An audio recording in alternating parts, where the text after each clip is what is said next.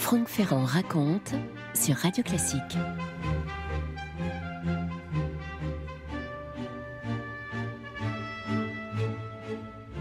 « 1961, vous vous rappelez peut-être ce qui s'est passé, cet accident terrible qui a coûté la vie aux deux garçons d'André Malraux et Josette Clotis, Gauthier qui avait 20 ans et Vincent 18 ans. Malraux va continuer à exercer ses fonctions ministérielles, il cache sa souffrance, il ne parle que de Gauthier d'ailleurs, jamais de Vincent. Vincent qui était au volant au moment de l'accident fatal. Et il se fâche avec sa fille Florence, à laquelle il reproche d'avoir signé le manifeste des 121. Et c'est devenu un homme politique, Malraux, qu'est-ce que vous voulez ? Madeleine et André Malraux vont déménager dans le parc de Versailles, à la Lanterne.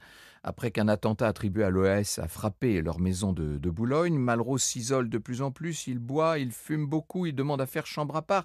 Et le couple qu'il formait avec Madeleine va se fissurer. En 1965, peu après son voyage en Chine, il renonce à Madeleine, qu'il ne veut plus voir à la Lanterne.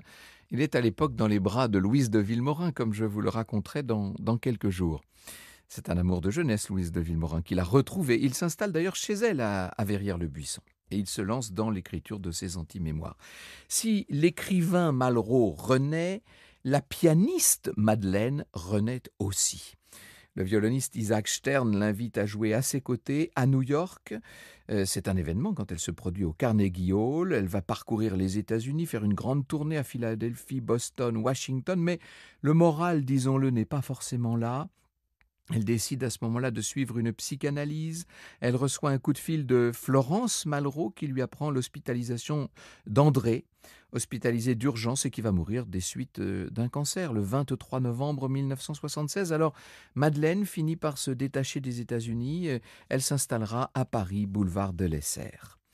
Sa carrière connaît dans les années 2000 un sursaut assez inattendu. Elle va se produire au Japon. Elle a plus de 90 ans à l'époque. Et c'est vrai que le nom de Malraux aide. C'est un peu un sésame, disons-le. Après tout, il a présenté la Joconde à Tokyo. Et ce sont surtout ses interprétations de Satie que l'on connaît et que l'on aime en France. Madeleine est sensible aux honneurs. Elle ne manque jamais les cérémonies du Mont Valérien. À sa mort en janvier 14, elle a 99 ans. Elle fait le don au musée de l'Ordre de la Libération du casque et du fusil de la brigade Alsace-Lorraine du colonel Berger. Le colonel Berger, c'était André Malraux, bien entendu. Mais le cœur de cette femme qui a été délaissée par André Malraux dans les années 1960, son cœur est resté fidèle à Roland Malraux. Franck Ferrand sur Radio Classique. Il faut que je vous dise que cette jeune pianiste s'était inscrite vraiment enfant au conservatoire de Toulouse. Elle est la plus jeune, la plus douée des élèves de ce conservatoire. Il faut vous dire qu'elle est gauchère. À l'époque, ce n'est pas considéré comme un avantage, bien sûr. Les jeunes années sont solitaires et austères, nous disent sa biographe Aude Terray, dominées par le sentiment de ne pas mériter la réputation de prodige et la crainte de décevoir. En 28, elle a 14 ans à l'époque, elle est premier prix au conservatoire, et c'est un fait sans précédent à cet âge-là. Le directeur convoque ses parents et il leur dit qu'il faut absolument qu'elle aille au conservatoire de Paris, il faut l'inscrire là-bas. Madeleine va vivre seule à Asnières. Elle s'adapte à son nouveau professeur qui n'est autre que la plus célèbre pianiste de l'époque, bien sûr, Marguerite Long avec ses fourrures, ses boas, vous savez. Marguerite Long, adepte de la méthode française qui donne la priorité à l'articulation des doigts, à une position haute sur le clavier, rien à voir avec la méthode russe qui joue davantage sur la paume de la main et à laquelle a été formée Madeleine. Les professeurs sont plus sévères à Paris qu'à Toulouse, les élèves doivent obéir, la concurrence est beaucoup plus rude. Bref, Madeleine s'emploie à cacher son accent, à faire face. La petite Liu, comme on l'appelle, oui, c'est son nom de famille. Elle rentre à Toulouse, elle se voit confier une classe de piano au conservatoire et se plaint du niveau très amateur des élèves, dont certains ont à peu près son âge. La jeune fille courtisée n'est pourtant pas la plus belle à Toulouse, nous dit Aude Terray. Très brune, de taille moyenne et menue, les traits fins, ce sont ses yeux brillants et pénétrants, sa présence alliée à une certaine réserve qui séduisent. Elle n'éblouit pas, elle charme. La guerre est déclarée, 1er septembre 1939, Toulouse est en zone libre et ça devient la plaque tournante de ceux qui veulent essayer de regagner l'Espagne, qui cherchent des faux papiers, etc. Madeleine et sa famille apportent leur assistance à un certain nombre d'artistes en détresse, notamment un peintre juif, Théodore Fried, ou le pianiste Lazare Lévy, qui est réfugié avec sa famille à Toulouse. Madeleine continue à enseigner au conservatoire, mais les élèves juifs ont disparu, évidemment. En février 1942, elle va faire, au cours d'un dîner, la rencontre d'un certain Roland Malraux. Et on lui dit « Mais vous savez que ce Roland, c'est le frère d'André Malraux. » Vous écoutez Radio Classique. Ce Roland Malraux, c'est le frère d'André. Il est né en 1912, Roland, et la vérité, c'est qu'il est né d'abord enfant naturel. À l'état civil, à l'époque, il porte le patronyme de sa mère, Godard. Son père, Fernand, est une espèce de flambeur, de séducteur, dont on a déjà eu l'occasion de parler ici. Il s'est marié d'ailleurs avec une autre femme, avec Berthe Lamy, dont il a eu un fils en 1901, André. Ce couple-là s'est séparé en 1905 et vous savez que Berthe est allée vivre avec son fils à Bondy, chez sa mère. En 1915, Fernand va se rendre néanmoins à la mairie pour reconnaître Roland. Il affirme être célibataire parce qu'à l'époque, la loi interdit à un homme marié de se déclarer père d'un enfant adultérin. Mais ça permet quand même une reconnaissance de Roland. Et puis Fernand, après la crise de 1929, finira par se suicider. Et ses fils renonceront à l'héritage, tellement il y a de dettes. À l'époque, Roland aura 18 ans et il n'aura fait la connaissance de son frère André que quelques années plus tôt, en 1922. C'est-à-dire qu'il l'a connu très tard dans sa vie.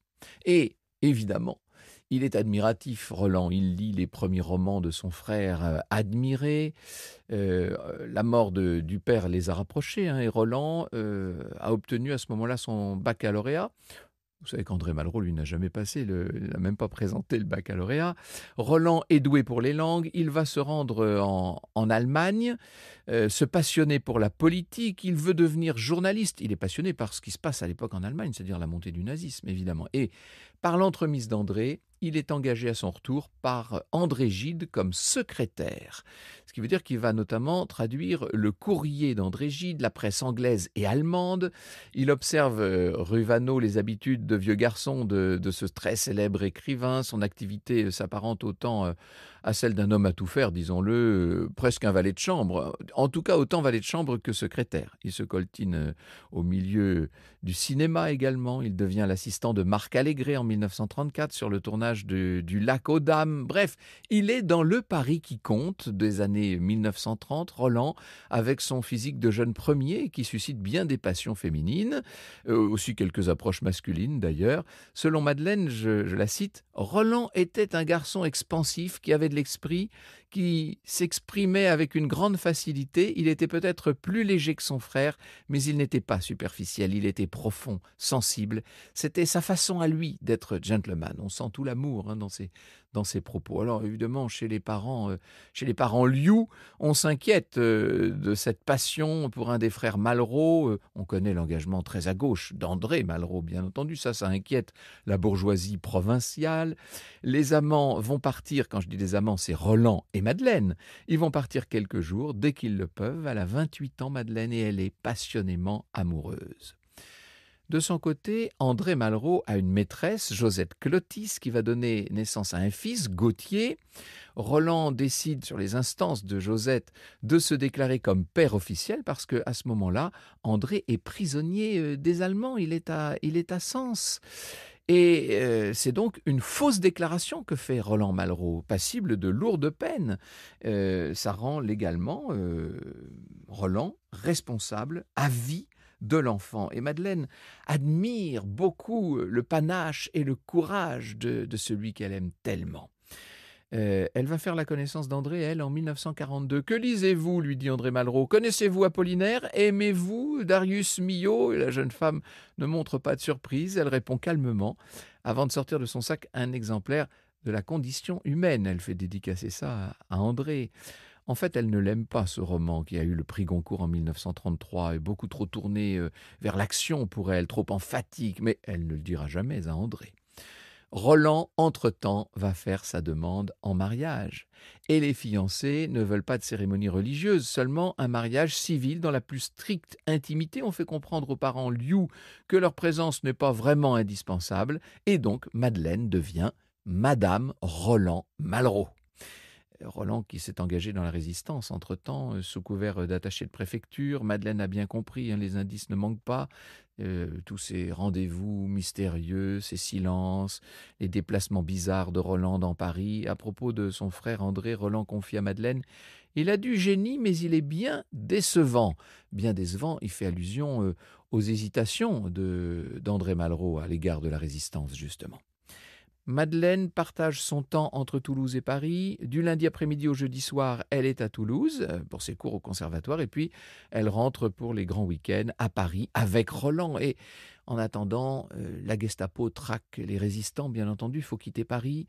Roland doit se cacher. On les voit s'embrasser une dernière fois à Brive, où Roland a un rendez-vous important. Il dit à Madeleine, dans les yeux, elle est en train de prendre son train pour Toulouse: faites attention à vous, soyez prudente. Gardez sur vous votre carte d'identité de jeune fille et cachez l'autre. Dès que je le peux, je vous fais signe. Mais je vais devoir me faire discret un certain temps. Ne vous inquiétez pas. Ne vous inquiétez pas, tout ira bien. Tout n'ira pas bien, puisqu'ils ne se reverront jamais. Roland va être victime d'un guet-apens, il sera torturé, puis déporté à Neuengamme en Allemagne.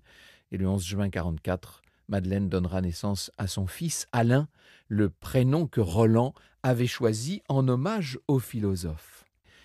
Et Madeleine, avec son fils, attend le père de son fils, parce qu'elle ne sait pas, elle, qu'il a été arrêté, qu'il a été torturé et déporté.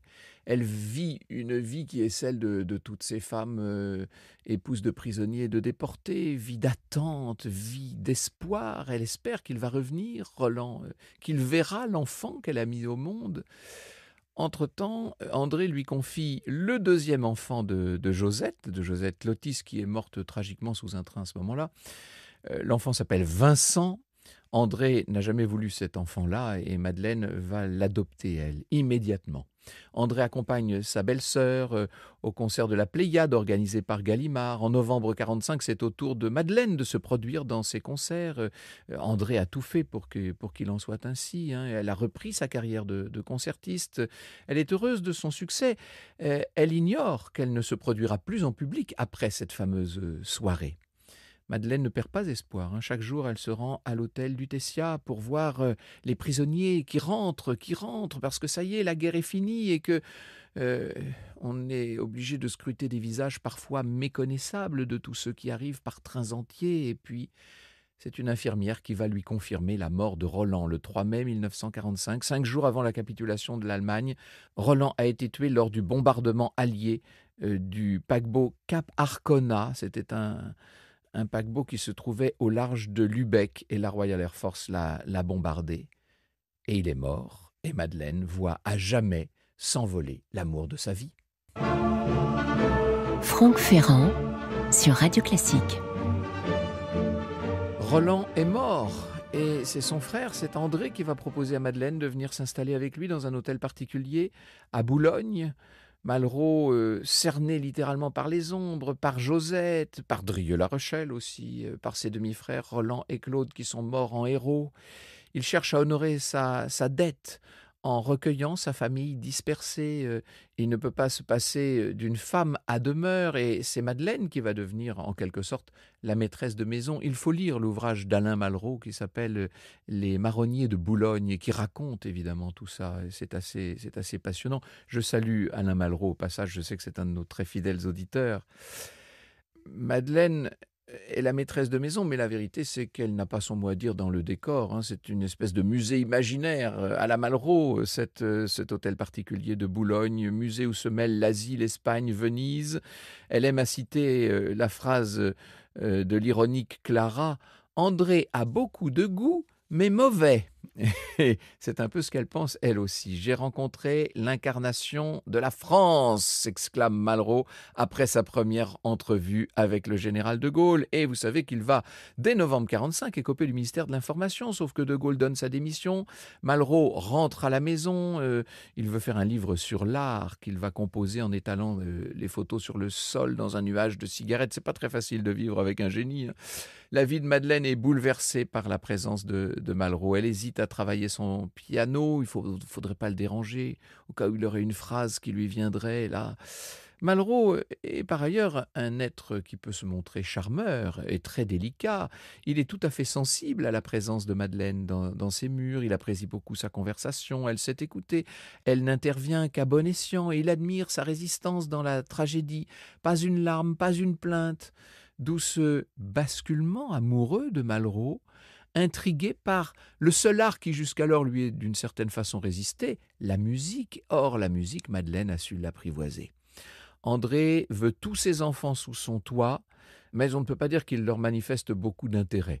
Le matin, il leur lance « Bonjour les enfants », il ne veut pas être dérangé, et à plusieurs reprises, il leur dit « N'encombrez pas, n'encombrez pas ». Et avec des silences pesants chez Malraux, bien sûr. 3 enfants et 3 histoires très différentes.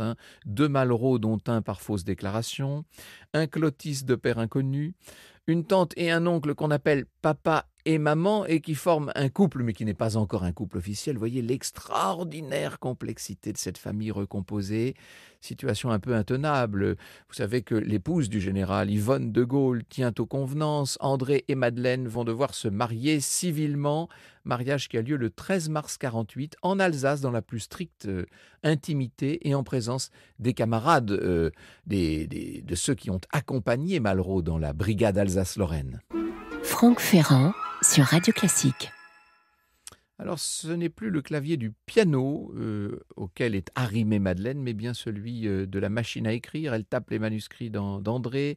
Il faut par ailleurs gérer tous les problèmes avec les enfants. Gauthier, jaloux d'Alain, qui considère Madeleine comme une étrangère. Le plus révolté, c'est Vincent, qui est beau, qui fait 1,92 m, mais que son père rejette. Le couple ne se prête pas beaucoup aux mondanités. Malraux, qui aurait voulu le prix Nobel, mais vous savez que les jurys Nobel ont préféré Albert Camus en 1957, ne cache pas son ressentiment.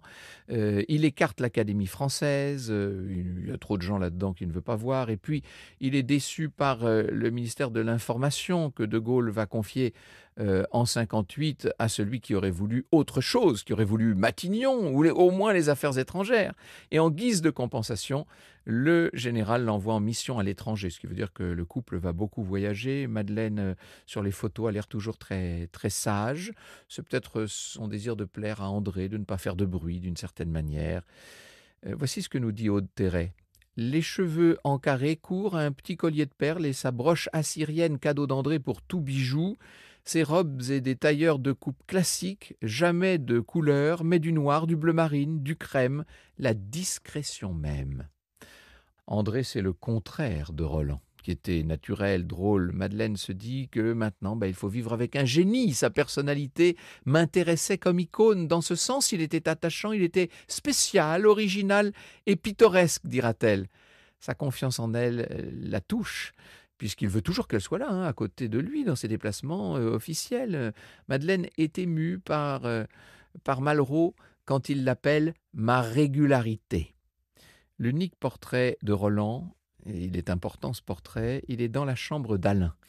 Les photographies, elles, ont été bien soigneusement enfermées dans les tiroirs du secrétaire vénitien.